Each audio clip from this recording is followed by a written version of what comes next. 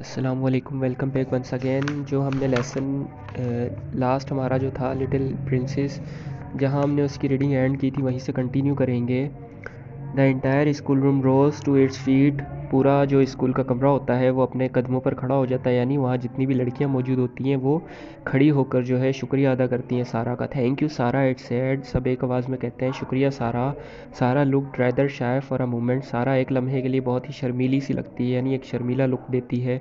She made a courtesy. वो एहतरामन जो है झुकती है, एहतरामन जो है उनका शुक्रिया अदा करती है। Thank you she said for coming to my party. आप सबका शुक्रिया मेरी पार्टी में आने के लिए। Very pretty indeed Sara approved Miss Minchin. Miss Minchin जो है उसकी बात को अप्रूव करते हुए, उसकी बात को कंटिन्यू करते हुए कहती हैं कि बहुत अच्छे, बहुत खूब, यकीनन सारा। That is what a real princess does when people applaud her. यकीनन एक जो हकीकी शहज़ादी होती है ऐसा ही करती है जब लोग जो है उसकी तारीफ़ करते हैं।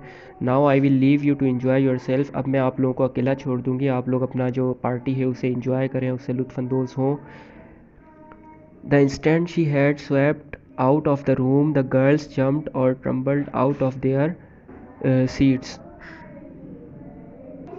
जैसे ही मिसेस मंचन जो है कमरे से बाहर निकलती हैं तो लड़कियां खुशी के मारे उछल पड़ती हैं, या कुछ जो होती हैं अपनी सीट से गिर पड़ती हैं।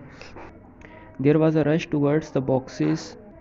डब्बों की तरफ, यानी बहुत ज़्यादा रश लगा होता है, बहुत ज़्यादा डब्बे पड़े होते हैं जो प्रेजेंट्स आए हुए होते हैं उसकी सालगिरह के।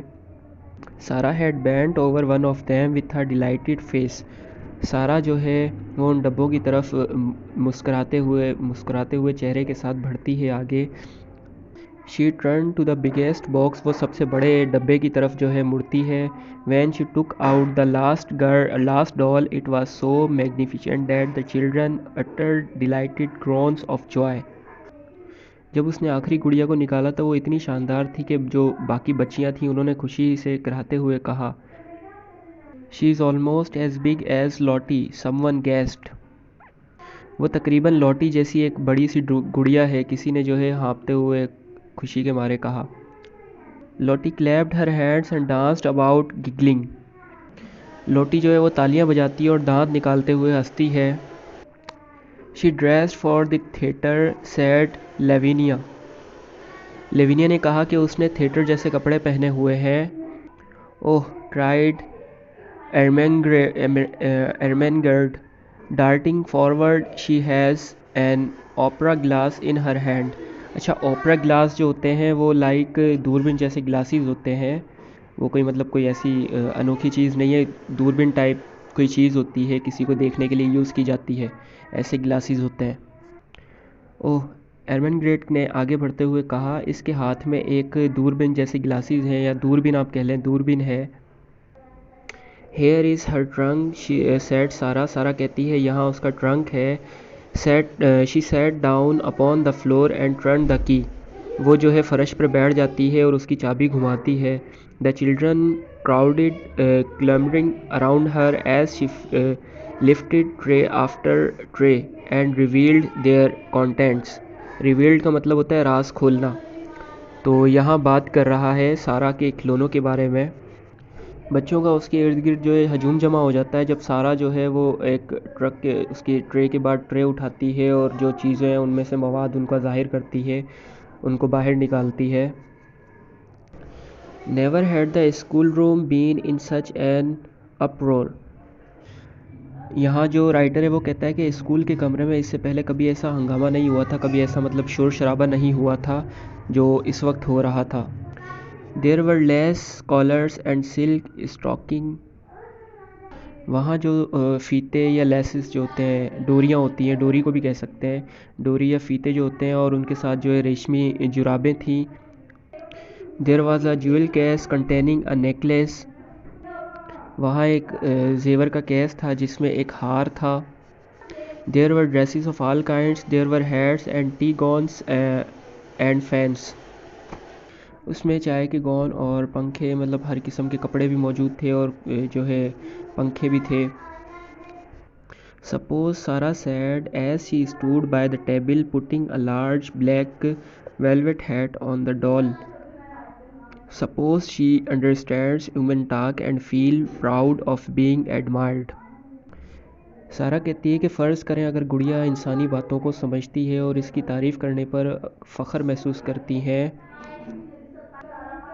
सारा जो है अपने दोस्तों से कहती है कि फ़र्ज़ करें अगर ये इंसानी बातों को समझे और उनकी जो है तारीफ़ करने पर जो है फ़ख्र महसूस करे। और सारा क्या करती है कि जो गुड़िया पर काले मखमल की जो टोपी होती है वो डाल देती है और फिर सबसे कहती है, "You are always supposing things," said Lavinia, and her tone was very superior. आप हमेशा चीज़ों का कयास करती रहती हैं, यानी मतलब हमेशा चीज़ों का तसव्वुर करती रहती हैं। जो लवेनिया होती है वो कहती है, और इसका लहजा थोड़ा सा सुपीरियर होता है, थोड़ा सा आला होता है। I know I am sad सारा डिस्टर्बडली।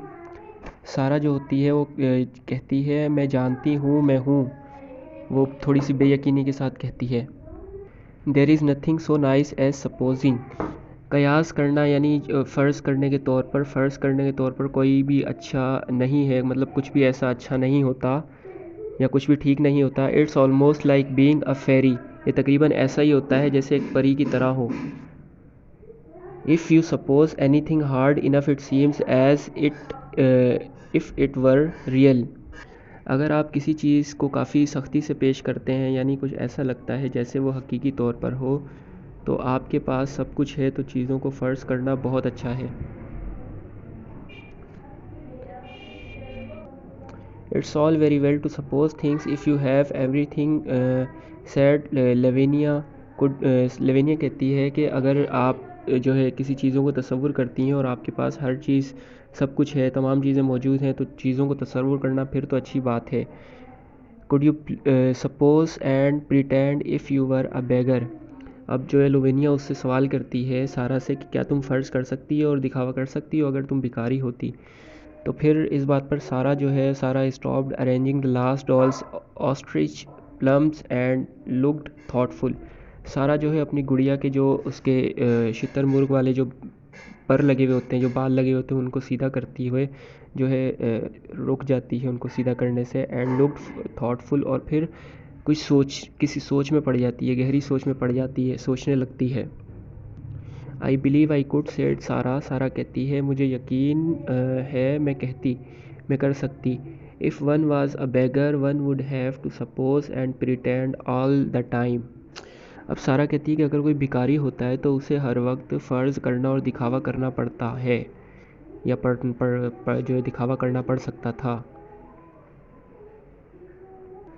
As she had finished saying this, Miss Amelia came into the room. जैसे ही सारा ने ये बात कहना ख़त्म की, अपनी बात मुकम्मल की, तो जो मिस अमेलिया है वो कमरे में दाखिल होती हैं, कमरे में आती हैं। सारा, she said, your papa's solicitors Mr.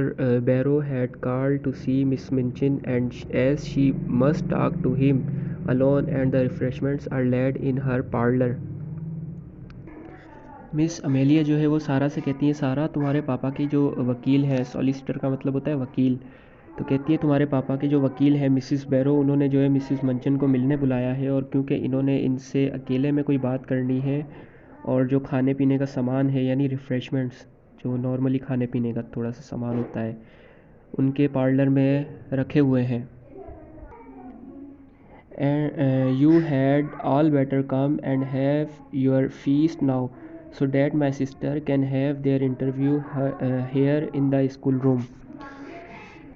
इसलिए बेहतर होगा कि तुम आकर अपनी दावत करो, ताकि मेरी प्यारी बहन यहाँ स्कूल रूम में उनका इंटरव्यू ले सकें। Many pairs of eyes gleamed. बहुत सारे आँखों के जोड़े। यहाँ आई पेयर्स का मतलब है हर इंसान की दो आँखें होती हैं, तो यहाँ हर इंसान की आँखों की बात की जा रही है। वहाँ जितनी भी लड़कियाँ मौजूद थी तो उनकी जो आँखें थी वो चमक उठी।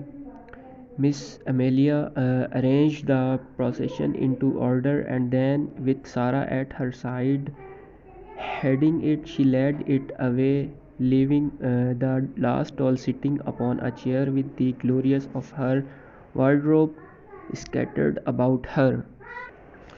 मिसिज़ अमेलिया जो है वो क्या करती हैं कि वो बेतरतीब चीज़ों को ठीक करती है, तरतीब देती हैं, और फिर सारा के साथ उनकी सरबराही करती हैं।